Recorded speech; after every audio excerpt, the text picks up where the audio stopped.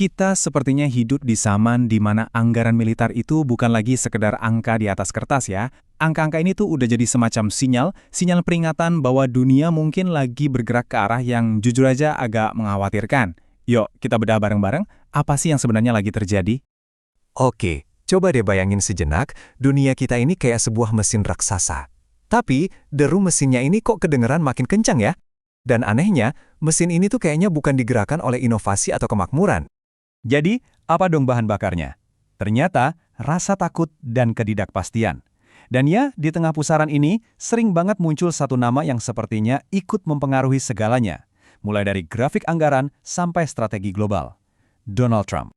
Oke, sekarang kita masuk ke intinya. Ada satu angka nih yang benar-benar gila dan jadi pusat dari semua pembahasan ini. Kita mulai dari sini, 901 miliar dolar. Ini adalah anggaran militer Amerika Serikat untuk tahun 2026. Angka ini aja udah mecahin rekor loh, terbesar yang pernah disetujui Kongres mereka. Tapi tunggu dulu, ini baru pemanasan doang. Nah, rencana buat tahun berikutnya ini yang benar-benar bikin geleng-geleng kepala.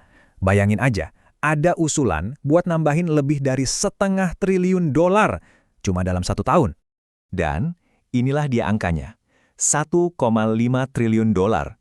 Ini bukan sekedar kenaikan biasa, ini lompatan kuantum. Skalanya itu sesuatu yang belum pernah kita lihat sebelumnya. Biar lebih kebayang ya, kita ini ngomongin lonjakan 50%.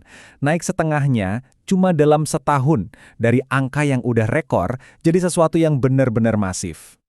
Ya jelas dong, kalau satu negara melempar batu sebesar ini ke kolam global, riaknya pasti terasa kemana-mana. Efek dominonya itu terasa di seluruh dunia.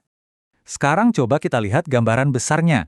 Total belanja militer dunia di 2024 itu udah nyentuh angka fantastis ini. Peningkatannya ini yang paling tajam sejak era Perang Dingin berakhir. Dunia seakan-akan lagi manasin mesin perangnya lagi.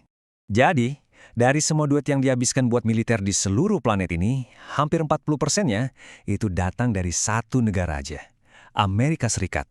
Bayangin, satu negara nyumbang lebih dari sepertiga belanja senjata global. Bahkan nih, kalau kita bandingin sama pesaing terdekatnya, Tiongkok, bedanya masih jauh banget. Walaupun Tiongkok juga gila-gilaan naikin anggarannya, skala belanja AS ini seolah-olah ngirim pesan ke negara lain. Kalian harus ikut-ikutan atau ketinggalan. Dan ya, tentu aja, di mana ada ketakutan, di situ ada yang cari untung. Pasar finansial itu pinter banget nyium bau duit. Lihat aja saham perusahaan pertahanan raksasa kayak Lockheed Martin langsung meropet. Para investor ini kayaknya bertaruh besar pada perlombaan senjata yang baru. Tapi tunggu dulu, ini bukan cuma soal uang. Ada yang lebih berbahaya, yaitu cerita yang dibangun untuk ngejustifikasi semua pengeluaran gila ini. Narasi dari Trump itu memingkainya sebagai upaya membangun militer impian untuk menghadapi masa-masa berbahaya. Bahasa kayak gini tuh bukan sekedar retorika loh. Ini cara untuk nyiptain mindset darurat, seolah-olah perang itu udah di depan mata. Jadi mindset global itu lagi digeser. Dari yang tadinya optimis soal, yuk kita bisa kerjasama buat damai, jadi siap-siap, dunia ini tempat yang berbahaya. Pertanyaannya, apakah ini cerminan realita atau jangan-jangan sebuah narasi yang sengaja diciptakan untuk memancing reaksi?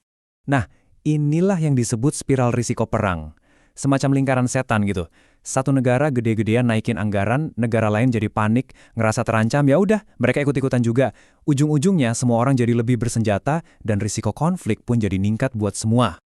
Oke, terus apa dampaknya buat kita, orang-orang biasa? Berapa sih harga yang harus kita bayar buat semua kesiapan ini?